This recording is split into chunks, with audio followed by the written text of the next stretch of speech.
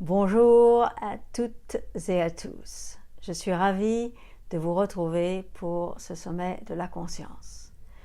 Je pourrais commencer par dire que vous êtes toutes et tous passés par la case enfance.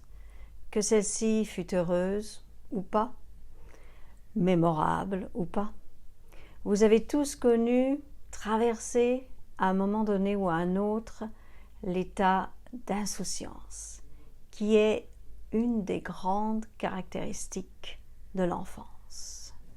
Tout d'abord, on va immédiatement éliminer certaines associations et certaines connotations qui se rattachent à cette notion d'insouciance afin de se concentrer sur la valeur constructive de cet état.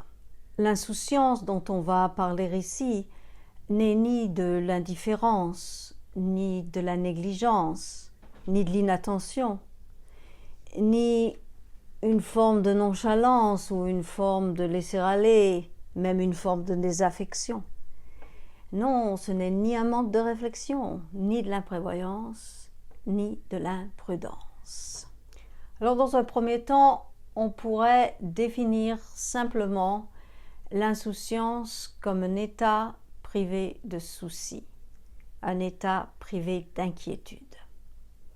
Alors, quel est le rapport, me direz-vous, entre le thème de l'éclosion et le thème de l'insouciance? L'éclosion est un mouvement qui décrit le passage d'un état de fermeture à un état d'ouverture. Une fleur en bouton, par exemple, qui est prête à s'ouvrir, à éclore, est une jolie image, une jolie illustration de ce phénomène du vivant, que l'on appelle éclosion. Alors, le préfixe « e » et marque l'action d'enlever. Il est attaché ici au mot qui vient du latin claudere, qui veut dire fermer, clore. Donc, étymologiquement parlant, l'éclosion est un mouvement qui enlève l'état de fermeture. On trouve bien sûr cette énergie dans la saison du printemps. Évidemment, la force de l'éclosion est aussi en lien avec la période de vie que l'on appelle l'enfance. Bien que, disons-le tout de suite, l'éclosion en tant que mouvement du vivant n'est pas uniquement reliée aux premières années de la vie. Ce mouvement est aussi en lien avec le premier des 3 temps forts associés à toute manifestation incarnée. Le premier temps fort est celui de la création, dont le mouvement de l'éclosion fait partie. Le deuxième temps fort, c'est le moment de la préservation, du maintien de ce qui a été créé. Et le troisième temps fort, c'est la destruction. C'est la destruction qui correspond à la transformation radicale et inévitable de la matière. Cette trilogie est en lien avec ce que les hindous appellent la Trimurti. Tri pour 3, évidemment. Murti pour forme sacrée, autrement dit déité, qui correspondent en fait à la manifestation de l'unité suprême qui se fait triple pour présider ou gouverner les 3 états de l'univers. Dans l'hindouisme, c'est la Trinité, Brahma, Vishnu et Shiva. Il y a bien sûr beaucoup d'autres formes de Trinité que l'on pourrait également mettre en lien avec ces 3 états, ces 3 étapes qui rythment nos vies, que l'on retrouve dans l'infiniment grand comme dans l'infiniment petit. Donc, en fonction de l'angle duquel on explore une situation personnelle, on peut définir dans quel temps fort nous sommes. En tant que tarologue, j'utilise l'analyse des cycles de vie et des saisons qui composent un cycle pour comprendre en fait la valeur interne des expériences des personnes que j'accompagne, lorsque cette expérience est difficile et peu compréhensible. Je pratique la numérologie dite tarotique, car au sein du tarot, cette trilogie existe aussi puisqu'il y a 21 arcanes majeurs du tarot. Le mat, qui est le 22e arcane majeur du tarot, n'est pas numéroté. Donc, il ne fait pas partie de cette organisation par 3. Donc, il existe au sein du tarot 7 trilogies qui permettent d'aborder avec beaucoup de nuances ces 3 phases essentielles du vivant, la création, la préservation et la destruction. Ici, dans cette conférence, nous allons nous intéresser, nous concentrer sur les forces, les énergies en jeu qui accompagnent le mouvement de l'éclosion et évidemment ce qui l'en empêche. Alors on constate que les forces qui accompagnent le mouvement de l'éclosion sont toutes en lien avec des aptitudes de l'enfance, des aptitudes naturelles chez l'enfant. Nous allons en nommer ici que quelques-unes. La première que j'aimerais mettre en avant est en fait l'irrésistibilité de la curiosité. Le fait que ce soit irrésistible fait que ça pousse de l'intérieur vers l'extérieur. La caractéristique est que l'on ne peut pas ou l'on ne peut plus faire obstacle au mouvement. La curiosité, c'est la force, et l'irrésistibilité, c'est la dynamique de cette force.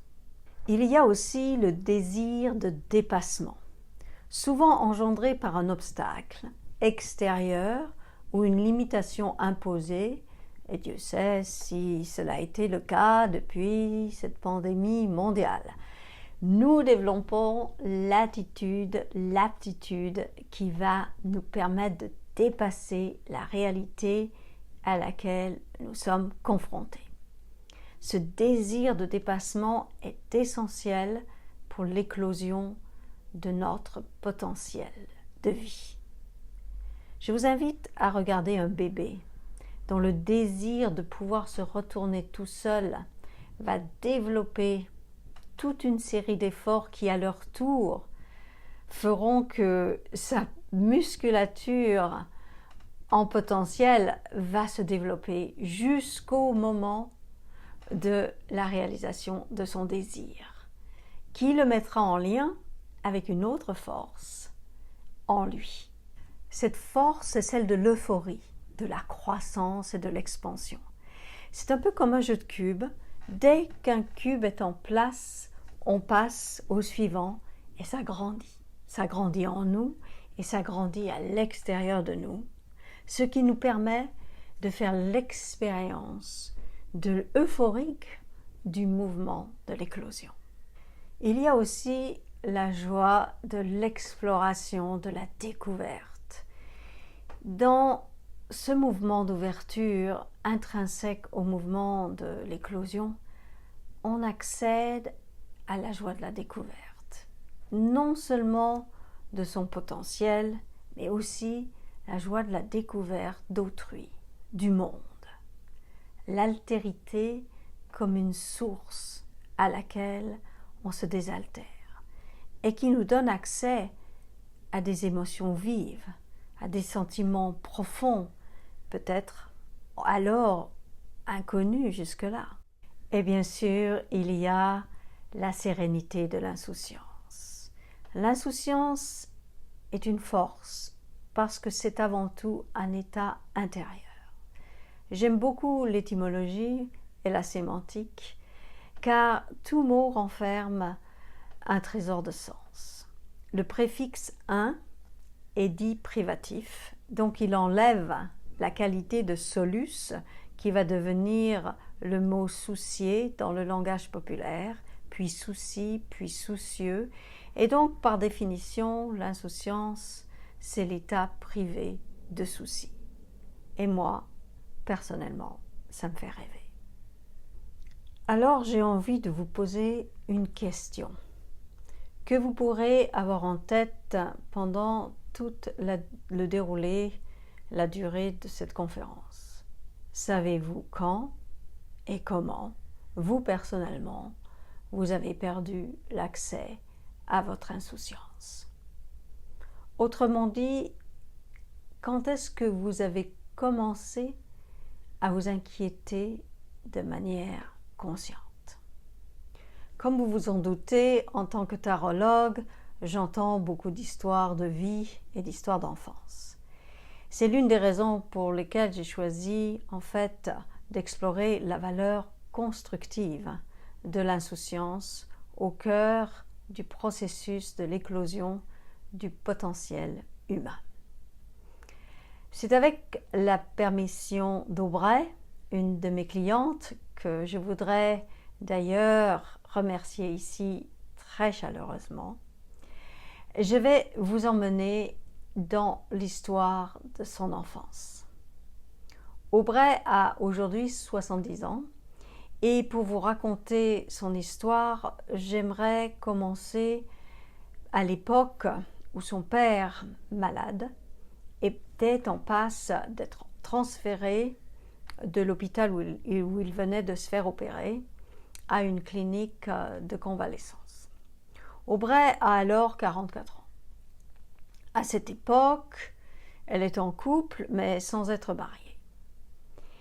Et même si Aubrey a toujours pris très au sérieux son rôle de fille aînée, elle a refusé que son père vienne vivre chez elle. Cela ne l'a pas empêchée de prendre soin de tous les détails de ce transfert. Et on pourrait dire qu'elle en a fait des tonnes. Tout d'abord, elle se sent coupable de ne pas prendre son père chez elle, mais vraiment, c'est au-dessus de ses forces. Alors, elle compense vaillamment en se mettant dans un mode d'affairement total sous le regard lourd d'un père silencieux qui la toise en train de préparer ses affaires. Assis dans le fauteuil vert plastifié de sa chambre d'hôpital, son père est muet, la bouche tendue de reproches, de colère, qui ne s'exprimeront pas. Mais ma cliente connaît bien. Elle connaît bien son père. Le poids de son jugement pèse de tout son silence et résonne pour Aubrey avec son passé douloureux de petite fille. Je vais faire ici une petite parenthèse pour vous dire que Aubrey a le jugement en 4e position dans son chemin de vie. Alors pour celles et ceux qui ne seraient pas familières ou familiers avec la notion de chemin de vie, sachez que la vibration de votre nom à la naissance et votre date de naissance donne, après certains calculs évidemment, la séquence de votre chemin de vie, qui est en fait la réunion de 5 arcanes majeurs. Chacun d'entre eux occupe une fonction spécifique au sein de la séquence et celui placé en 4e position correspond aux passages obligés. Ce qui veut dire que par l'analyse de cet arcane, on peut lire et comprendre la nature des défis, des épreuves, entre autres, auxquels on va tôt ou tard être confronté. D'où la notion de passage qui s'apparente aussi, sous bien des aspects, à un rituel d'initiation. Pour en revenir à Aubrey, l'un des passages obligés que l'arcane 20, le jugement, suggère est de se libérer du sentiment de culpabilité et de devenir son propre juge. Plus subtilement, le jugement indique la nécessité d'avoir le courage de son talent ou de ses talents. Ce jour-là, malgré une grande fatigue, Aubrey répond tout de même présente aux besoins de son père, qui non seulement est en transition entre deux établissements de santé, mais aussi en transition entre la vie et la mort, puisqu'il est atteint d'un cancer dont le stade s'avère très avancé. Cependant, le regard réprobateur de son père la ramène malgré elle à une sentence qui, à la longue, a fini par devenir une croyance intime. Aubrey a été accusée toute son enfance d'être incompétente et inconséquente. Autrement dit, elle était considérée comme maladroite, c'est-à-dire ne sachant pas bien faire les choses et manquant de réflexion quant à sa conduite. Dans le malaise ambiant de cette chambre d'hôpital peu familière, Aubrey se sent obligé de s'excuser de trop en faire. Et pour réponse, son père lui dit « Ce n'est pas que tu en fais trop, mais tu le fais mal. » À travers ces quelques mots, non seulement on peut entendre d'où vient son identification à l'incompétence, mais on peut aussi retracer tout le parcours d'Aubrey et ce qu'elle a construit particulièrement dans sa vie professionnelle pour enrayer cette sentence, cette accusation qui ne faisait aucun sens pour elle. Comme le dirait le neuropsychiatre Boris Cyrulnik, le malheur de mon enfance a donné sens à toute ma vie. Effectivement, Aubrey a été très heureuse pendant les 20 années où elle a travaillé. Alors écoutez bien, elle a travaillé en tant que consultante spécialisée dans la transmission du savoir-faire, avec un grand S et un grand F, et la transmission des compétences qui s'y rattachent. Ses plus grands bonheurs ont été d'assister des hommes et des femmes au crépuscule de leur carrière. Leur savoir-faire inné et l'ingéniosité de leur création auraient pu se perdre sans l'intervention de quelqu'un comme Aubrey. Elle a assisté des gens très très talentueux dans le monde du parfum, de la technologie, de la science et bien d'autres secteurs. Et elle les a aidés à accoucher de leurs méthodes, de leurs principes, de leurs stratégies, leur permettant de laisser un héritage sans précédent pour les futures générations. Aubrey était souvent invitée au pot de départ et présentée comme une personne essentielle dans leur devoir de transmission. C'est tout de même incroyable quand on met bout à bout cette accusation d'incompétence avec son accomplissement professionnel. Le fait que sa famille ait reproché à Aubrey de ne pas être compétente a en fait donné du sens à sa vie sans qu'elle le sache tout de suite. Si l'on revient sur le fait que Aubrey a le jugement en 4e position, eh bien on sera un petit peu moins étonné de ce phénomène puisque le jugement est l'arcane de transmission. Savoir est une chose, faire savoir, transmettre en est une autre. Elles se complètent, l'une ne va pas sans l'autre. La lecture du chemin de vie, suivie de consultations régulières, ont donné à Aubrey une nouvelle manière de voir les choses qui lui ont permis de transformer en fait son ressenti vis-à-vis de son passé. Le développement de notre potentiel humain est sculpté par notre environnement affectif et relationnel avant tout autre facteur. Aubrey a 10 ans lorsque sa maman meurt d'un cancer du cerveau. Son père, face à ses 2 enfants, puisque Aubrey a une petite sœur qui est alors âgée de 6 ans, n'a pas les compétences, voire même le désir de s'occuper de ses 2 filles. Aubrey est automatiquement promue au rang de petite mère qui signe le décret immédiat de la fin de l'état d'insouciance et l'entrée en force dans sa vie du souci et de l'inquiétude.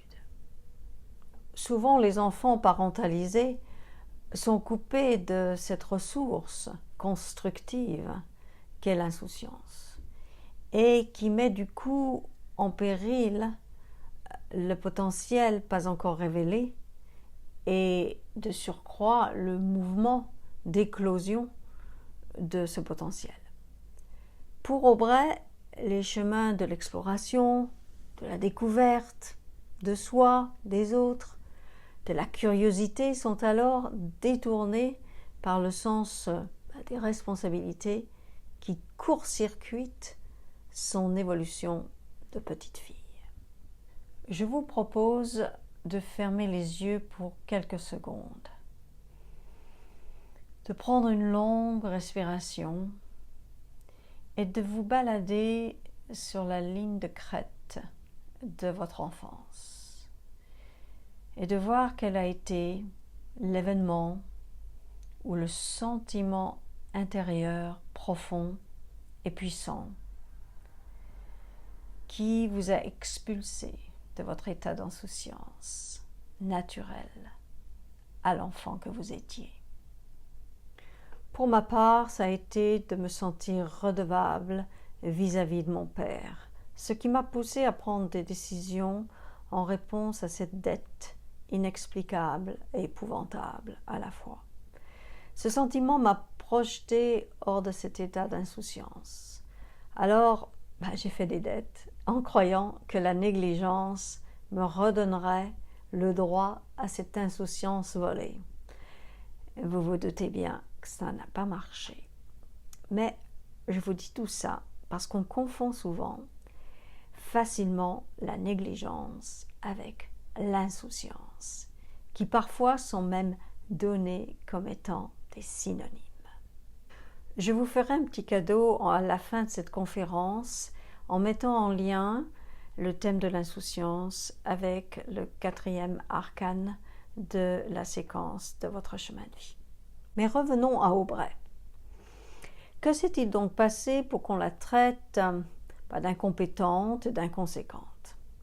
Alors, mère de remplacement, avant même d'être une adolescente, il n'est pas bien compliqué d'imaginer qu'elle ne savait pas quoi faire des besoins de sa sœur et probablement pas non plus des besoins de son père, que pourtant elle percevait du haut de ses 10 ans. Il faut que je vous dise que Aubrey a en fait pratiquement aucun souvenir de son enfance. Elle est comme amnésique. Denis Péchanski, qui est un historien et un directeur au CNRS, écrit « Le trauma, c'est la présence du passé dans le présent comme présent. Et donc, il n'y a pas de place pour la mémoire. » Effectivement, il n'y avait pas à ce moment-là dans la vie de Aubrey de place pour se faire des souvenirs. Son insouciance éclipsée ne lui permettait pas d'être dans le présent. Son père, malheureux, ne supportait pas que l'on parle de cette maman qui un jour n'est plus revenue de l'hôpital. Parmi ces bribes de souvenirs encore présents dans sa conscience, Aubrey me raconte que son père, après avoir enterré sa femme, finalement a annoncé à Aubrey que sa mère était morte. Et d'ailleurs, elle me dit qu'elle le revoit allongé sur son lit ou un lit, elle est à ses côtés, mais sans pour autant être proche, et elle l'entend dire que sa mère est morte. Il ne la prend pas dans ses bras, elle est en face d'un homme défait, et elle tente de trouver une solution pour qu'il aille mieux. Alors, elle lui dit « Ne t'inquiète pas, papa, tu trouveras quelqu'un d'autre. » Son père la fusilla du regard, sans dire un mot. Elle se sentit très maladroite et incapable d'aider son père. Sa grand-mère maternelle, par contre, est tout de même présente, et son besoin à elle, c'est de parler de sa fille, donc de la mère d'Aubrey. Alors Aubrey est pris en étau entre un père qui impose le silence et l'oubli de la mère, et une grand-mère qui voudrait faire vivre la mémoire de son enfant, donc de la mère d'Aubrey, en partageant des photos de famille. Aubrey, par loyauté au père, ne peut pas suivre sa grand-mère, qui l'accusera d'être inconséquente dans sa conduite et dans ses choix. Le philosophe Alain Anquetil, qui est aussi professeur d'éthique des affaires, nous dit qu'il existe des différentes formes d'insouciance, dont l'une serait en fait une des composantes du bonheur. Il ajoute que l'insouciance n'est pas une valeur dans le monde des affaires et qu'elle est quasiment absente dans le monde du travail. C'est la préoccupation, l'inquiétude, l'hypervigilance, l'hypercontrôle, l'hyperresponsabilité qui sont portés au nu comme valeurs premières du monde de l'entreprise, de la productivité et de la compétitivité. J'aime beaucoup la définition que le dictionnaire anglais donne du terme insouciance. Une manière détendue et heureuse de se comporter qui ne laisse pas de place à l'inquiétude ou à la culpabilité. L'insouciance, définie comme telle, serait-elle alors une voie d'évolution et d'éclosion, d'ouverture vers un autre mode de fonctionnement collectif? Et si blessures il y a eu qui ont percuté de plein fouet le bonheur de faire sans se faire du souci, que ces blessures-là puissent être le tremplin d'une quête de sens. Nous conduisons au travers de nos gestes, de nos actions, à trouver le sens de ce qui a été inexplicable, inconcevable dans notre enfance. Lorsqu'Aubrey m'a contactée en 2021, elle m'écrit « Je suis en train de réinventer ma vie. Quelle est ma mission de vie qui donnera un sens pour le temps qui reste ?» Aubrey vient alors juste de perdre son mari et la carte de tous les possibles est sur la table de son existence. Il y a une envie pétillante en elle de faire ce qu'elle a envie de faire, mais elle cherche un soutien qui lui permettra enfin de dire oui à l'enfant qu'elle a été et de dire non au sens du devoir envers tout le monde et surtout de dire non à l'injonction cristallisée dans son conscient depuis sa plus tendre enfance, surtout de ne pas déranger. Aubrey entre alors en phase de reconstruction et, comme dit l'auteur du roman Implosion, Ayam Yared, en référence au peuple libanais qui vient de vivre cette terrible explosion dévastatrice qui a eu lieu au mois d'août, je crois, en 2020, l'auteur écrit « Il faut de l'innocence pour se reconstruire. Je veux ici rajouter qu'il faut aussi de l'insouciance, valeur qui est encore grandement discréditée, comme si agir sans inquiétude était synonyme de ne pas prendre ses responsabilités. Pour Aubrey, le sentiment d'hyper-responsabilité vis-à-vis du malheur de son père, d'un côté constituait l'espoir d'en faire un jour assez pour le rendre heureux, et d'un autre était le seul moyen de faire oublier cette incompétence dont on l'accusait et qui en fait n'était tout simplement pas la sienne. Face à la mort de sa maman, qui n'avait jamais été expliquée, Aubrey fut terriblement seul. Personne ne l'a accompagnée dans cette épreuve. Et elle a dû grandir plus vite que la normale.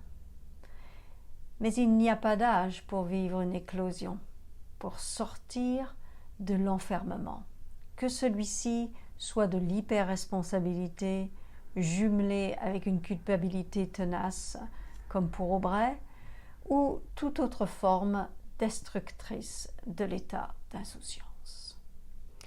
Alors je vous en donne quelques-unes ici pour que vous puissiez scanner ce qui est pertinent pour vous-même.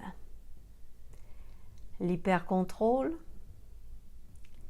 l'anxiété, la peur, l'agitation, l'absence, la comparaison, le stress, la léthargie, la plainte, l'inflexibilité, l'affolement, la prévoyance maladive, la vigilance névrotique. Préserver une forme de vulnérabilité dans la vie d'un enfant lui donne accès à cet état libre d'inquiétude qui lui permet de construire, de se construire de l'intérieur. Aubrey a décidé de ne pas reléguer la valeur de l'insouciance à une enfance qui en avait été privée. Elle s'est mise à œuvrer pour réhabiliter cette valeur dans sa vie d'aujourd'hui. Elle a entrepris un projet de vie en lien avec un lieu dans lequel elle se sent incroyablement heureuse. Bien que de l'extérieur, on pourrait la juger d'inconséquente. Car effectivement, le lieu est quasiment désertique et tout reste à faire sur ce terrain de surcroît pas très fertile, situé sur une petite île volcanique. Mais Aubrey a une vision. Elle s'est mise en route. En partageant son idée, elle a rencontré un écho très favorable chez des jeunes gens qui l'ont trouvée inspirante et qui souhaiteraient en fait que leurs propres parents soient autant motivés par la vie que l'est Aubrey. L'insouciance fait du bien au cerveau, à son fonctionnement et à sa vitalité. L'histoire d'Aubrey est vraiment la preuve que toute action libérée d'énergie que provoque l'inquiétude peut nous donner la force et le pouvoir de nous réinventer et d'éclore, quel que soit notre âge. Voici maintenant le cadeau que je vous avais promis en début de cette conférence. Alors souvent, nous savons ce à quoi dire non. Et ici, je vous propose de découvrir ce à quoi dire oui pour renouer avec l'aspect constructif ou reconstructif de l'état d'insouciance. Je vais décliner les arcanes majeures du tarot que l'on trouve en 4e position dans une séquence de chemin de vie. En fait, sauf le premier arcane, qui est le battleur, tous les autres arcanes peuvent se trouver dans cette position à l'intérieur d'une séquence de chemin de vie. Vous n'aurez plus qu'à faire le lien avec le vôtre ou avec celui d'un ou d'une proche si vous connaissez sa séquence de chemin de vie. Alors, si vous avez en 4e position la papesse, dire oui à la nourriture spirituelle. L'impératrice, dire oui à sa créativité. L'empereur, dire oui à sa souveraineté intérieure. Le pape, dire oui à la proximité avec l'autre. L'amoureux, dire oui au plaisir. Le chariot, dire oui au mouvement. La justice, dire oui à son intégrité. L'ermite, dire oui à la lumière intérieure.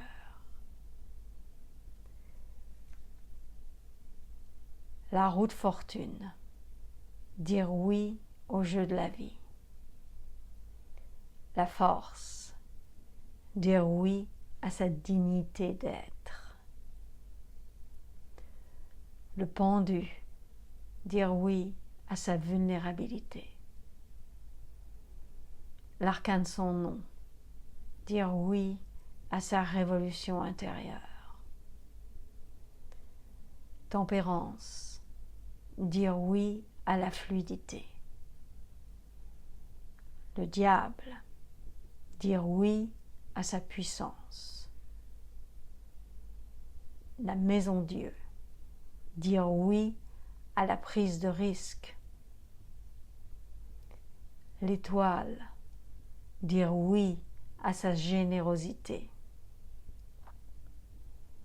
La lune, dire oui au mystère de la vie. Le soleil, dire oui à la joie de vivre. Le jugement, dire oui à ses talents.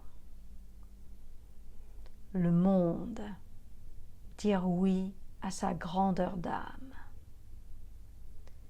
Le mat, dire oui à l'aventure. L'insouciance heureuse n'est pas synonyme d'irresponsabilité. C'est la capacité à éprouver du bonheur dans le moment présent et dans ce que l'on fait, même si toutes les conditions pour faire ou pour être heureux ne sont pas réunies. L'insouciance constructive est simplement la joie d'être vivant. Nous avons tous et toutes une part d'insouciance à préserver, à nourrir et bien souvent à réhabiliter dans nos vies d'adultes. L'insouciance est une valeur thérapeutique. Elle nous fait du bien. Avant de vous laisser, j'avais envie de vous donner un petit aperçu des coulisses de cette conférence. Lorsqu'Anna et son équipe, que je remercie ici vivement, m'ont demandé de participer au sommet de la conscience pour 2022 avec le thème de l'éclosion, j'ai en fait demandé au tarot quel pourrait être l'angle d'approche souhaitable pour mon intervention. J'ai tiré le pendu à l'envers. Cette conférence est donc le fruit de ma contemplation sur l'arcane, le pendu à l'envers. J'aimerais maintenant conclure sur cette question à méditer. L'insouciance est-elle la cause ou la conséquence du bonheur? Je vous remercie et à très bientôt.